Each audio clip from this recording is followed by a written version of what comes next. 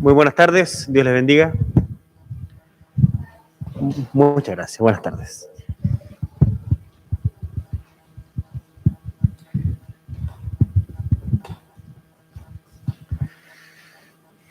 Hoy día voy a predicar con mascarilla porque ando saliendo de un resfrío, así que para que estemos todos más tranquilos, ¿ya? Así que vine con una súper espacial bien acomodada para que no haya ningún tipo de problema. Me van a escuchar un poquito más ronco nomás, pero fuera de eso, más FM, pero más fuera de eso está todo bien. Les quiero invitar a que abran sus Biblias hoy día de forma especial en el libro de Génesis, capítulo 17. Libro de Génesis, capítulo 17. Nos vamos a salir un poquito de la exposición a los filipenses, ¿ok? Porque hoy día estamos conmemorando, celebrando de forma especial la incorporación formal de algunos hermanos nuestros a la vida de la iglesia, ya al cuerpo de Cristo. Y eso es motivo de celebración, ¿ok? Es motivo de celebración. Importante mantener esa perspectiva, ¿ok? Dios nos dio varias instancias de celebración, ¿ya? El culto es una instancia de celebración. Nos arrepentimos de nuestros pecados porque reconocemos el señorío de Cristo y puede ser un momento de congoja, pero no tiene otro fin sino traernos de vuelta al gozo. O sea, permanecer alegres, permanecer con gozo en el corazón, es la tónica la cual, y es un centro que debemos practicar siempre dentro de la vida cristiana.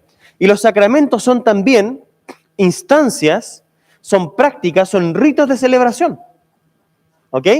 La Santa Cena, cuando nos reunimos en una mesa, y digamos fuera de la vida cristiana, también nos juntamos en mesas, normalmente cuando estamos contentos. ¿Ok?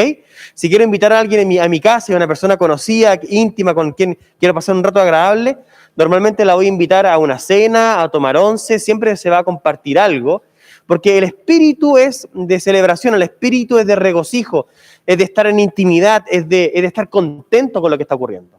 Y la cena es, como te digo, es una plataforma de celebración de nosotros con el Señor en torno a Jesucristo. Y el bautismo también es una ceremonia de celebración.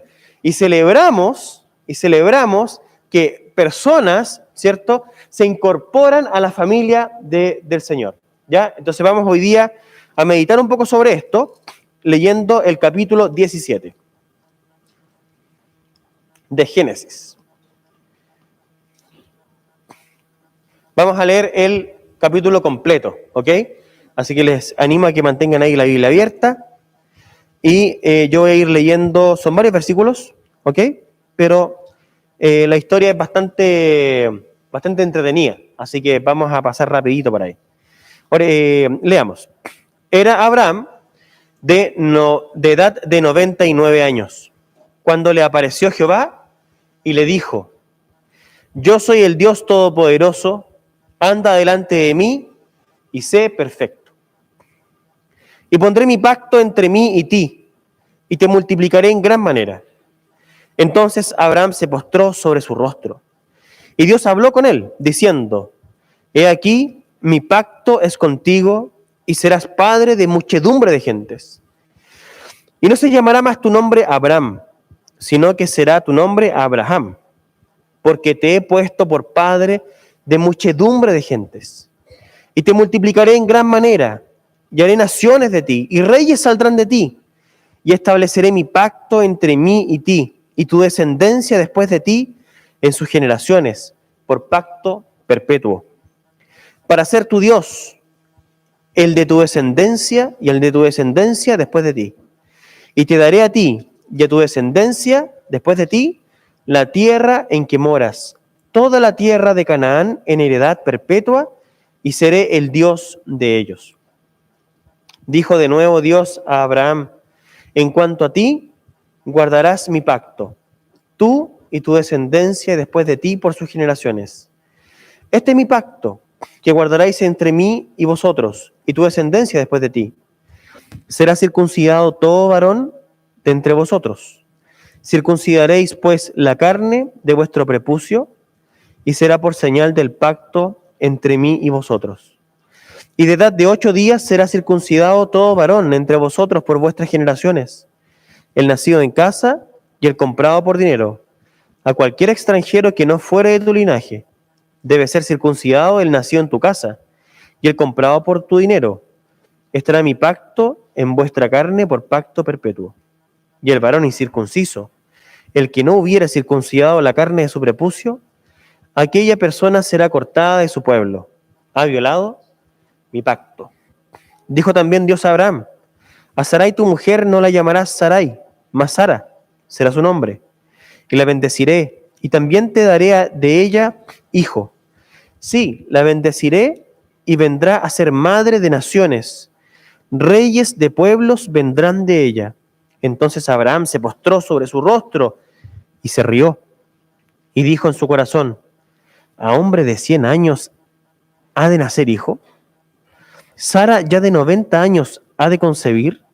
Y dijo Abraham a Dios: ojalá Ismael viva delante de ti.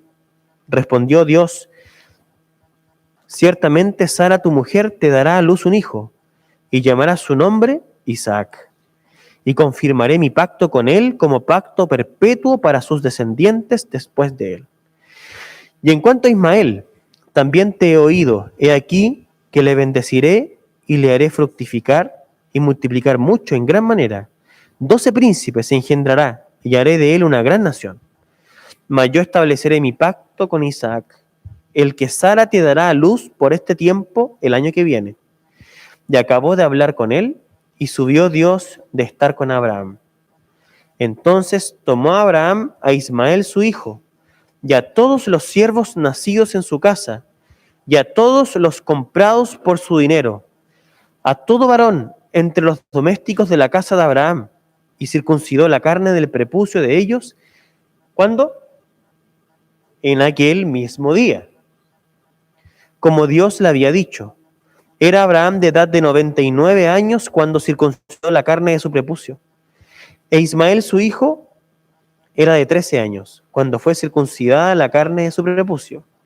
En el mismo día fueron circuncidados Abraham e Ismael su hijo, y todos los varones de su casa, el siervo nacido en casa y el comprado del extranjero por dinero, fueron circuncidados con él. ¿Quedó alguien sin circuncidar de la casa de Abraham, no? Nadie.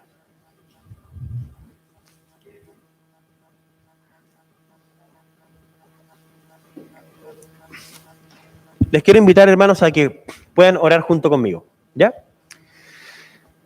Dios, hemos leído tu palabra, la cual nos instruye, nos muestra un camino, nos muestra nuestra identidad, de dónde venimos y a dónde vamos.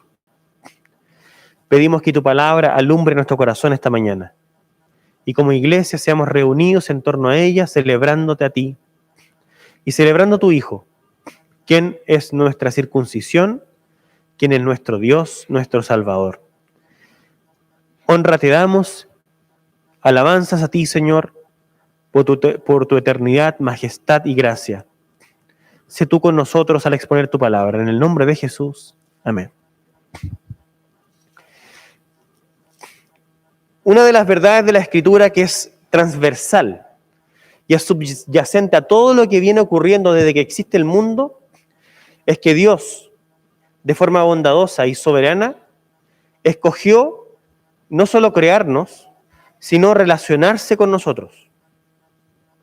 La idea de Dios establecer una relación con personas, con seres humanos, y formar un pueblo para sí mismo, es algo que está presente desde siempre. Desde que existe creación, ha estado siempre en el consejo de la Trinidad. Y por la Escritura entendemos, y especialmente en el libro de Génesis, quien nos da la perspectiva inicial para poder entender toda la revelación a través de toda la historia, es que Dios se relaciona a través de una alianza o un pacto. Dios, como ser soberano, creador de todas las cosas, no teniendo ninguna necesidad de establecer ningún vínculo con nadie, Él decide relacionarse, y cuando lo hace a través, por decirlo así, para que se entienda, de un contrato. Él mismo se obliga a sí mismo a una relación formal con las personas que Él escoge para relacionarse. Dios no es una persona de relaciones libres. Dios no es una persona de relaciones esporádicas, de relaciones temporales. Dios es una persona que construye relaciones estables. Es una persona que trabaja y viene trabajando en la historia para generar, como lo dije ya, un pueblo, un grupo de personas con las cuales relacionarse hasta siempre, hasta toda la eternidad. Todas las personas que Dios viene agrupando y viene llamando a una relación con Él, desde el inicio, desde el jardín del Edén, son personas que aunque han muerto, son personas que serán un día resucitadas para encontrarse con Él nuevamente y proyectar una eternidad juntos. Es la gran noticia de las Escrituras. Nosotros vivimos en esta tierra un tiempo, pero luego de este tiempo viene la eternidad y Dios quiere relacionarse con nosotros de forma eterna. ¿Cómo Dios lo hace? Dios lo hace a través de un pacto. Dios lo hace a través de una relación, como les digo, formal, un contrato entre nosotros y Él. Pero un contrato en donde nosotros no somos personas iguales que Dios. Los contratos a veces nosotros los celebramos como iguales cuando se arrienda un carro, cuando tú viajas, cuando se arrienda una casa, cuando tú arriendas una máquina en el home center. Tú haces un contrato, ¿cierto? Y pagas y ambos tienen de alguna forma derechos y responsabilidades. Pero en el caso de Dios, los contratos que Dios celebra o el pacto que Dios celebra es más bien el del rey con un vasallo, siendo que nosotros en realidad somos no llamados vasallos sino sus hijos, ¿ok? Pero se podría entender más bien de ese prisma porque es un Dios que no tiene ninguna necesidad de relacionarse con nosotros. Pero escoge hacerlo y escoge hacerlo hasta el fin. En el contexto de Génesis 17, y quiero que mantengan sus Biblias abiertas, por favor, Abraham ya tiene, ¿cuántos años? 99 años, ¿ya? Y él fue llamado por Dios a salir de Ur de los Caldeos con la edad de 75 años. Por lo tanto, ya han pasado ¿cuántos años? 24. Él lleva 24 años peregrinando, 24 años desde que Dios lo llamó. Cuando Terá, su padre, falleció, iban en ruta, y él sigue con este llamado, Abraham lo desarrolla, y llega a esta tierra que hoy día nosotros conocemos como Canaán, ¿ok? Y él se establece allí y vive su vida allí. Durante todo ese tiempo Dios se le revela a Abraham, y se le revela de forma audible, y se le revela con promesas.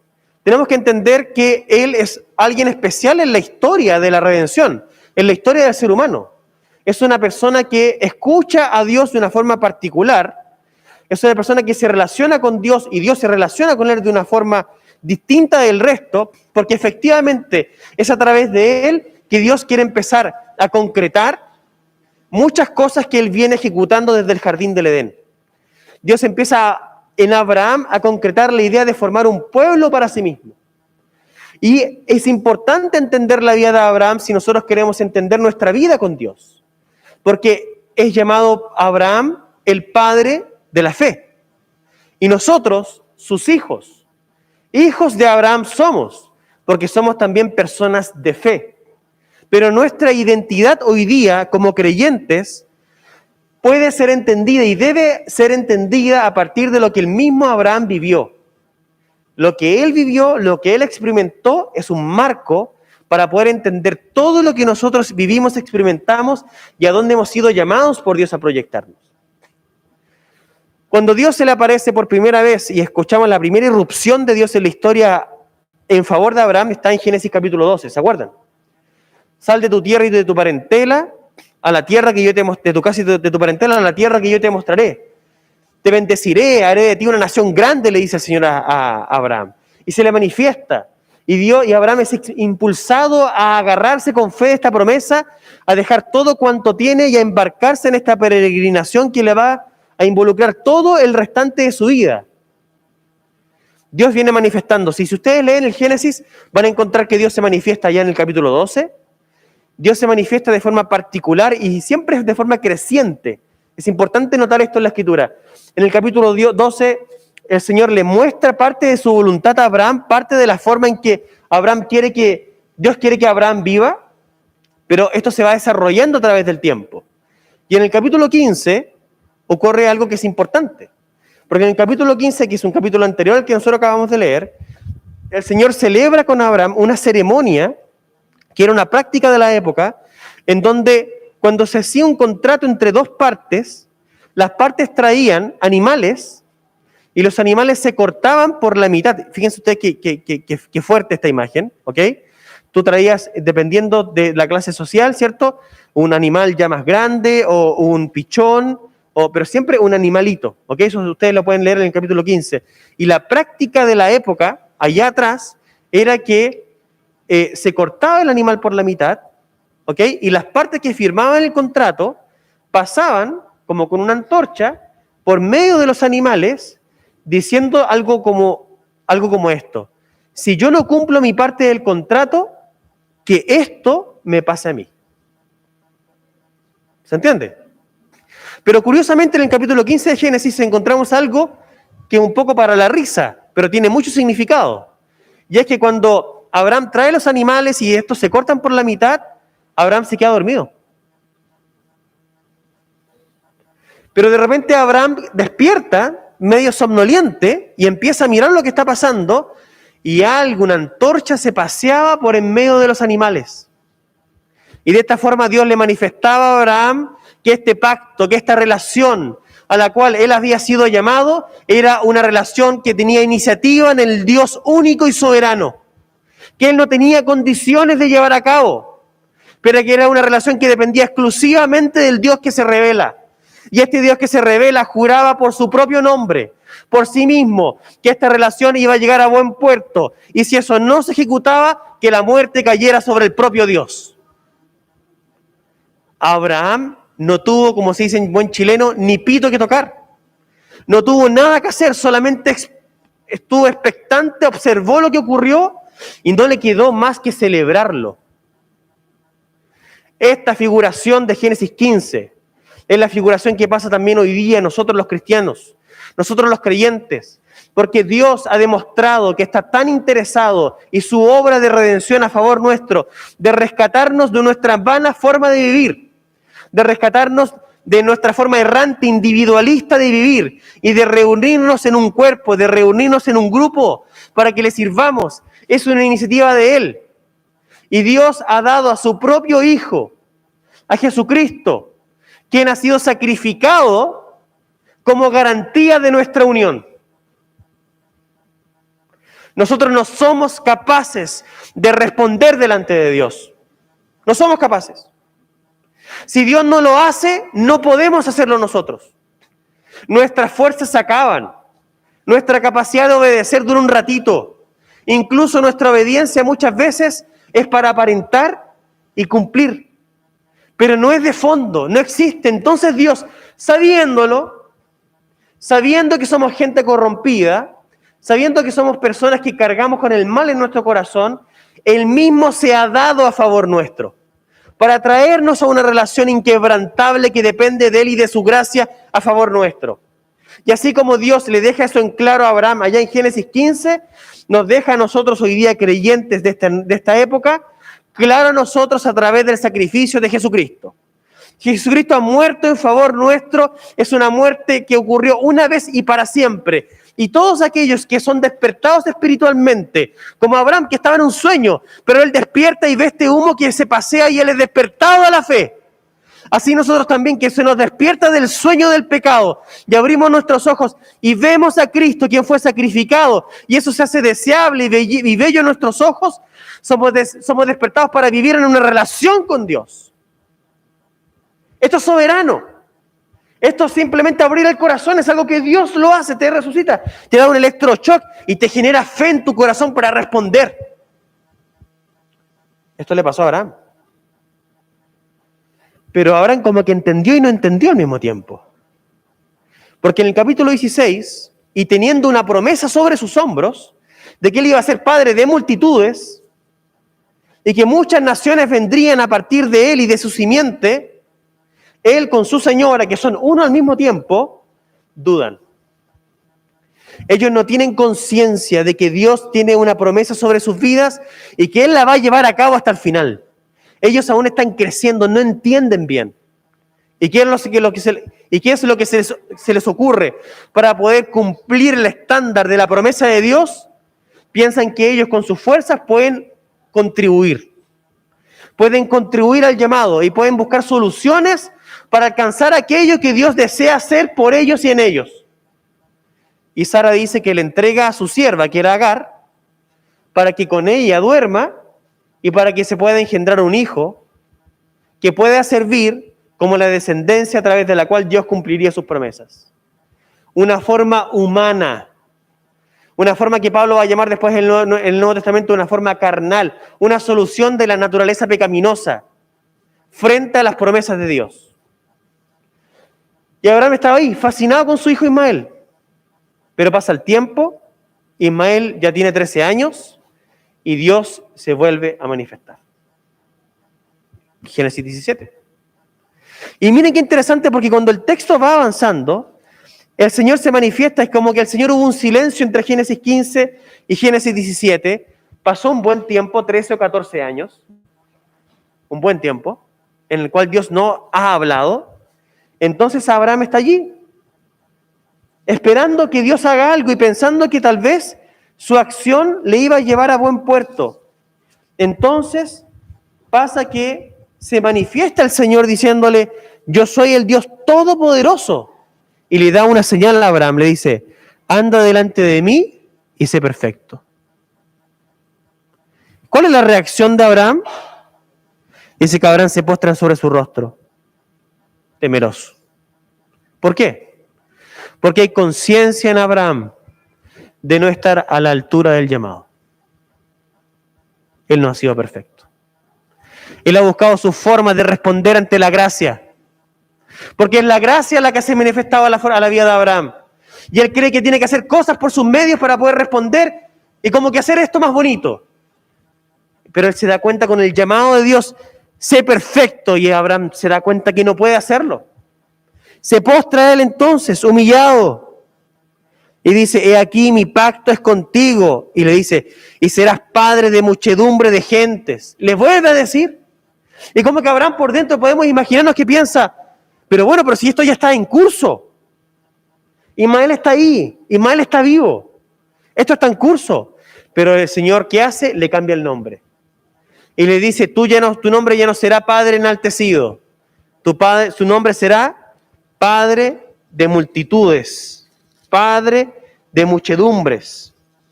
Y entonces el Señor empieza a dejarle claro que el plan de Él es distinto a cómo Él lo viene entendiendo. Y le dice: te multiplicaré en gran manera y haré naciones de ti, y reyes saldrán de ti. Leo el 6 y 7 ahora: y estableceré o confirmaré este pacto, esta alianza, estas promesas que yo te he dado entre mí y ti, entre tu descendencia después de ti, en sus generaciones, por pacto perpetuo, para ser tu Dios y el de tu descendencia después de ti. Y ahí le dice que le promete la tierra y le promete todo lo demás. Y Abraham se está dando cuenta entonces que la relación a la cual Dios lo llama, él no la ha venido entendiendo bien. Entonces sigue el texto y ahora el Señor añade algo al pacto. Añade una respuesta que él, como ser humano, debe dar en obediencia ¿a qué? A la gracia. ¿Por qué? Porque Abraham se da cuenta que toda esta relación es una relación de gracia. No es una relación de obras. No es una relación en donde Dios le dice: ya, ahora tú te toca a ti y ahora me toca a mí. No, es siempre Dios permaneciendo fiel. Es que Abraham se equivoca, Abraham yerra, Abraham hace las cosas a su manera y Dios continúa insistiendo en el camino por el cual Abraham debe andar, que es un camino de fe. Es un camino de creer a las palabras que Dios le da y de moverse por ellas. No es perfección humana desde el punto de vista de sus propias capacidades, sino de lo que el mismo Dios genera en el corazón de Abraham en la medida que él es capaz de darse cuenta de lo graciosa que es la relación, de la bendición que está delante de él sin él merecerlo. Si ustedes después leen Génesis, se van a dar cuenta que en el capítulo 25 se nos habla de que Abraham tuvo varios hijos. Varios hijos. O sea, Abraham no intentó por una única vez buscar un camino alternativo. Varias veces Abraham intentó vivir la vida con Dios a su forma. Pero Dios fue quien generó la obediencia a través de su gracia y su misericordia al darle un hijo al cual él mismo le promete y le dice que tendrá que llamar Isaac. Pues bien, hemos llegado a un punto y es donde me quiero detener, porque en esta altura del partido, Dios ya le ha dicho a Abraham no solamente sus promesas, sino ahora le marca una forma que él tiene que responder ante este pacto. Una forma en la cual él tiene que responder a la vida con Dios. Y la forma que se le impone acá en el capítulo 17 es la forma de la circuncisión. Y la circuncisión es una señal. La circuncisión es un rito que Dios le da a Abraham para que él se diferencie y para que él quede marcado en su vida respecto de quién es su dueño y para quién él tiene que vivir. La circuncisión como rito no podemos decir que la circuncisión, históricamente hablando, nace allí en Génesis 17. ¿Ok? Dios toma la circuncisión y le da la ordenanza de practicar la circuncisión a Abraham con su familia y con toda su gente que va a nacer a partir de él y todos los que se vayan añadiendo, pero es importante destacar, como les digo, que la circuncisión no es un rito único de Israel, pero es un rito que el Señor incorpora y que el Señor llama a obedecer para diferenciarse y para poder vivir y para poder responder ante la vida pactual que el Señor está generando. Yo quiero trabajar con ustedes al exponer este texto, en donde se nos habla de la circuncisión como una señal del pacto, ¿ok? Y quiero mostrarles qué aprendemos nosotros en este texto de la circuncisión como señal del pacto, cómo nosotros debemos incorporarla, ¿ok? Y qué aprendemos principalmente de la actitud de Abraham como padre de nuestra fe, a nosotros como comunidad de creyentes individuales, de la forma en que también nosotros somos llamados a responder al igual que Abraham lo hizo. ¿Ok? Porque lo que está como tela de fondo acá, o telón de fondo acá, es que la vida de Abraham es también un modelo y un marco para que nosotros vivamos nuestra vida de fe. Y lo primero que yo veo en el texto respecto de la respuesta de Abraham, y eso está ahí enmarcado del versículo 23 en adelante, es que la circuncisión, y más adelante vamos a darnos cuenta también que el bautismo, porque la circuncisión, vamos a trabajar más adelante, que es una antesala a lo que en el Nuevo Testamento vamos a practicar como rito, digamos, de iniciación en el pueblo, que es el bautismo, en sustitución de la circuncisión. Vemos que es una respuesta de gratitud. La circuncisión y el bautismo son una respuesta de gratitud que va acompañada de arrepentimiento. Una respuesta de gratitud que va acompañada de arrepentimiento.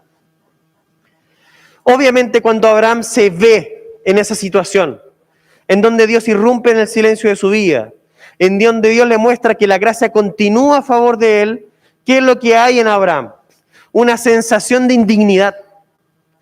Ese postrarse en tierra, ese agacharse, ese esconderse, es por una parte Abraham reconociendo que él no ha sido lo perfecto que fue llamado a ser, pero que al mismo tiempo esta gracia lo ha embargado y lo ha superado todo. Por lo tanto, delante de la iniciativa de Dios de que él cumpla con este ritual de la circuncisión como una marca para la vida con Dios, es un mandato que él no tiene otra opción sino que aceptarlo por gratitud. Es algo doloroso, porque obviamente él debe exponerse y él debe pasar por una situación difícil de circuncidarse. Con 99 años me imagino que no haya sido una situación fácil, digamos, ¿ok? Pero él tiene que entonces reconocer que en él hay impureza y la circuncisión contiene este elemento, ¿cierto?, de purificación. ¿Por qué? Porque el ritual de la circuncisión en sí mismo es un ritual también que busca que una estirpe determinada pueda extenderse en el tiempo, pueda purificarse a sí misma, generar un ritual de saneamiento, por decirlo así, para que esta estirpe se pueda prolongar. entonces reconoces que lo que te quitas es parte de tu impureza que está quedando atrás. Y entonces él reconoce su impureza. Abraham reconoce que es una persona nacida en pecado, reconoce que es una persona que no ha estado a la altura, y entonces al practicar la circuncisión es un reconocimiento también de su naturaleza y de sus prácticas, de no estar a la altura de este llamado, pero responde al mismo tiempo en gratitud por la misma iniciativa de Dios de establecerse en él. Y el bautismo cristiano, más adelante vamos a ver en el Nuevo Testamento, que tiene los mismos elementos. Cuando nosotros pasamos por el bautismo y el rito del bautismo en el Nuevo Testamento tiene como símbolo el agua que representa la purificación, ¿cierto? Es decir, tú vas al bautismo reconociendo que tú eres pecador, que naciste en pecado, que de ti nacen cosas contrarias a la ley de Dios, pero que la gracia demostrada en el pacto es, así como estos animales partidos por la mitad, Jesucristo allí sacrificado en la cruz del Calvario, es un llamado hacia tu vida de gracia y al cual tú debes responder reconociendo que Él ha llegado a esa situación de martirización por causa de ti, por causa de tu desobediencia, por causa de tu pecado. Y le reconoces como sometiéndote a este ritual, entendiendo que necesitas de purificación y que necesitas que en este caso el agua que simboliza el Espíritu llene tu vida, te transforme, te marque, te selle para partir en una nueva vida de pacto con Dios en obediencia. Abraham va y entiende y él mismo va y obedece y responde con arrepentimiento pero con gratitud. Pasar por la circuncisión, ir a la circuncisión allá, era una respuesta de gratitud con arrepentimiento. Pasar por el bautismo hoy también es lo mismo. Es una respuesta a Dios de gratitud, pero que también tiene señales de arrepentimiento. Reconoces tu naturaleza, reconoces que no estás a la altura.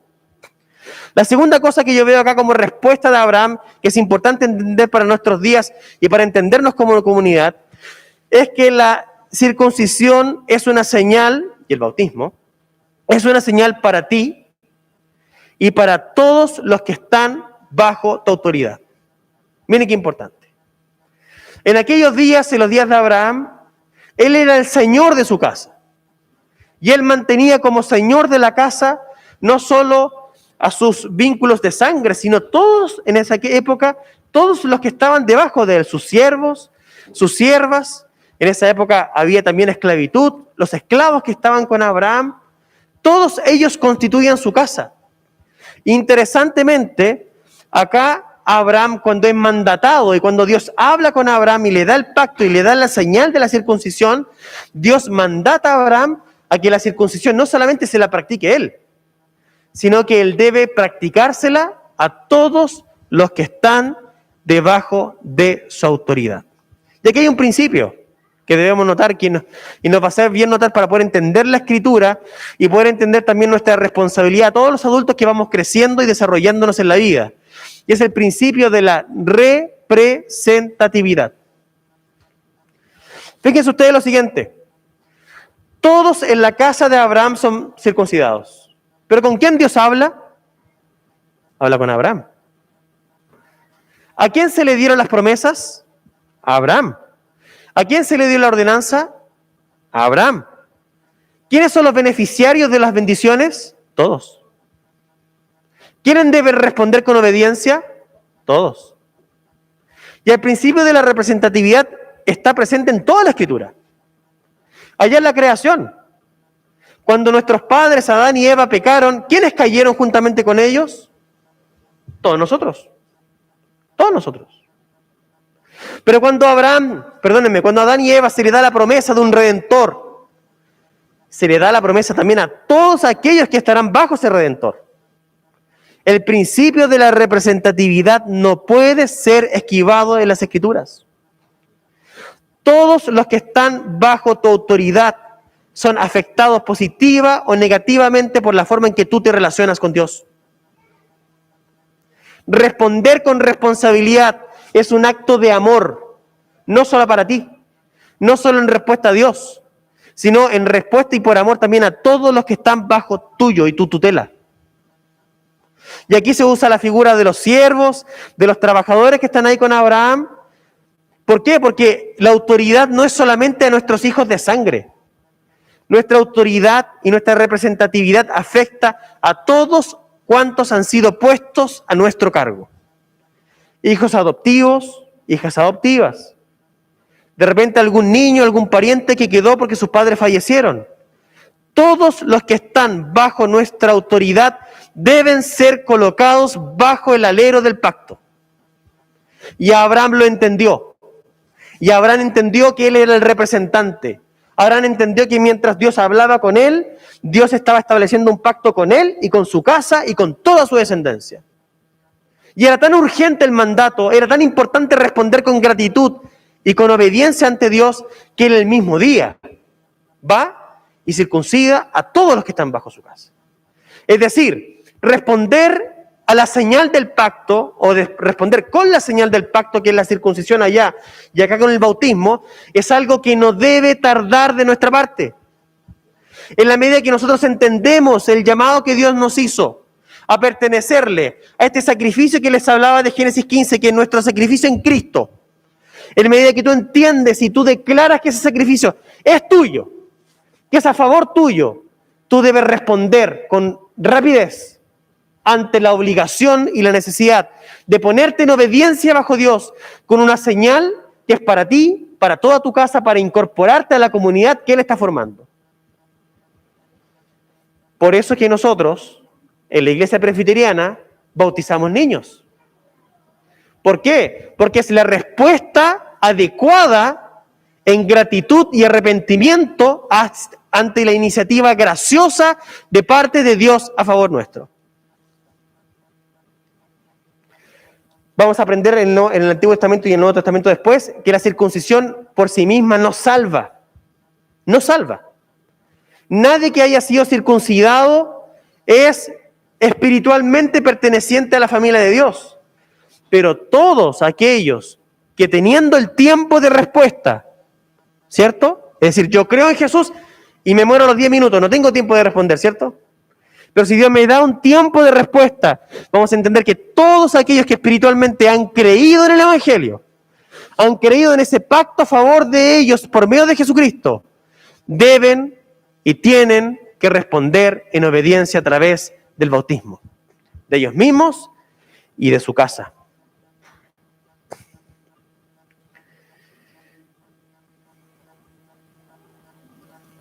Tercero, hay algo importante acá. Abraham los bautiza a todos. Los circuncida a todos. Ya me salté muchos años, ¿ok? Los circuncida a todos. Pero vemos que hay una cláusula en el mandato de Dios que es importante que nosotros tengamos presente. Y esa cláusula está en el verso 14, que es también algo importante. Porque la forma positiva es ir y circuncidar. Pero ¿cuál es la forma negativa? No hacerlo. La respuesta positiva es ir y bautizarse. Pero ¿cuál es la respuesta negativa? Dilatarlo, no hacerlo. ¿Qué pasa con esas personas? Y el varón incircunciso, el que no hubiere circuncidado la carne de su prepucio, aquella persona será cortada de su pueblo, ha violado mi pacto. Rechazar la señal es rechazar el pacto. Rechazar la señal es rechazar el pacto, es rechazar la vida con Dios. No es posible que tú, viendo el espectáculo del sacrificio de Jesús en tu favor, quien fue muerto y maldito en la cruz del Calvario, en favor tuyo, y tú no reconociendo este sacrificio, desvalorándolo, haciéndolo pequeño en tu vida, tú no respondes ante el bautismo. En el caso de ellos no responden delante de la circuncisión. El mandato del Señor era drástico en el Antiguo Testamento. Estas personas que no se someten a la señal del pacto, rechazan mi pacto, rechazan la vida conmigo. Estas personas deben ser apartadas. ¿Cómo vemos esto en el Nuevo Testamento? Hay un sentido positivo y déjenme trabajarlo primero. Vean ustedes en Romanos capítulo 10. En Romanos capítulo 10 hay un texto que es súper famoso, por decirlo así, porque es central. ¿Ok? Y está en Romanos 10, más o menos desde el verso 8. Y dice lo siguiente, de la parte B. Esta es la palabra de fe que predicamos, que si confesares con tu boca que Jesús es el Señor y creyeres en tu corazón que Dios le levantó de los muertos, serás salvo. Porque con el corazón se cree para justicia, pero con la boca se confiesa para salvación. Se establece un punto acá. Y el punto es que tú no puedes creer en tu corazón, y está hablando a la gente adulta, gente que tiene capacidad de respuesta, tú no puedes creer en tu corazón y no confesarlo con tu boca. No existe. El que cree en su corazón, confiesa con su boca. Confiesa con su boca. ¿Y qué pasa si yo confieso con mi boca? Vean en Colosenses capítulo 2, versos 11 y 12. Versos 11 y 12. Colosenses 2, 11 y 12. En él también, ¿quién es él? Es Jesús. En él también fuisteis circuncidados, con circuncisión no hecha a mano, al echar de vosotros el cuerpo pecaminoso carnal, en la circuncisión de Cristo, sepultados con él en el bautismo, en el cual fuisteis también resucitados con él mediante la fe en el poder de Dios que le levantó de los muertos. El bautismo es la expresión formal de la fe que yo tengo en mi corazón. El bautismo, acá dice la transición del apóstol Pablo, el bautismo es nuestra circuncisión, es nuestro ritual externo de algo que pasó internamente. En el Antiguo Testamento se circuncidaba la carne como un ritual de purificación. En el Nuevo Testamento, dice la palabra, a través de su Espíritu y de la obra de Cristo se nos circuncida el corazón, como una señal de que nuestra impureza ha quedado atrás. La justicia de Cristo nos ha sido imputada. ¿Y cómo manifiesto eso yo físicamente? ¿Cómo lo manifiesto materialmente? Lo manifiesto a través del bautismo. El bautismo es la respuesta lógica y esperable de una persona que tiene fe. Por lo tanto, este es un llamado de atención para todos nosotros, porque nosotros somos estimulados aquí por medio de la palabra, uno a estar a cuentas con Dios. ¿Tú tienes fe en tu corazón? ¿Puedes vislumbrar el sacrificio de Cristo? ¿Te das cuenta que fue hecho a tu favor? ¿Que es una obra que Dios hizo por ti? Debes responder con obediencia. ¿Cómo lo hago? Confesando a Jesús públicamente. ¿Cómo confieso a Jesús públicamente? A través del bautismo.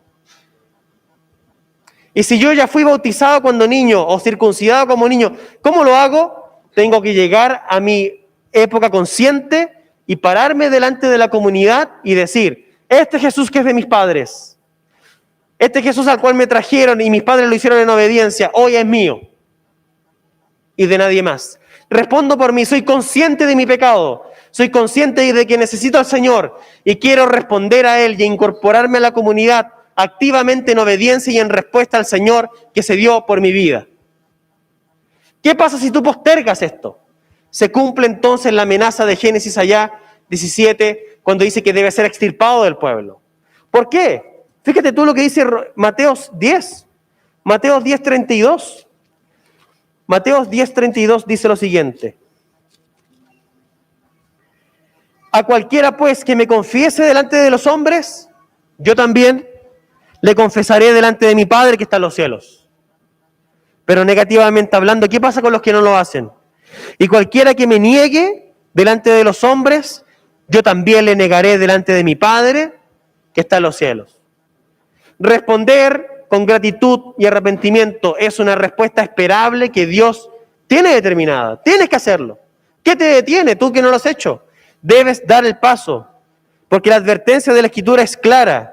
Y termino con 2 de Tesalonicenses, capítulo 1, cuando dice,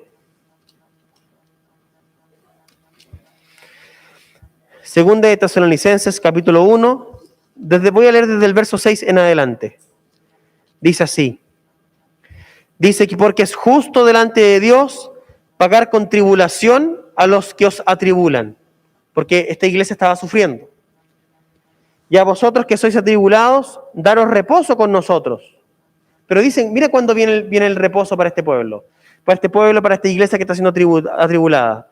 Cuando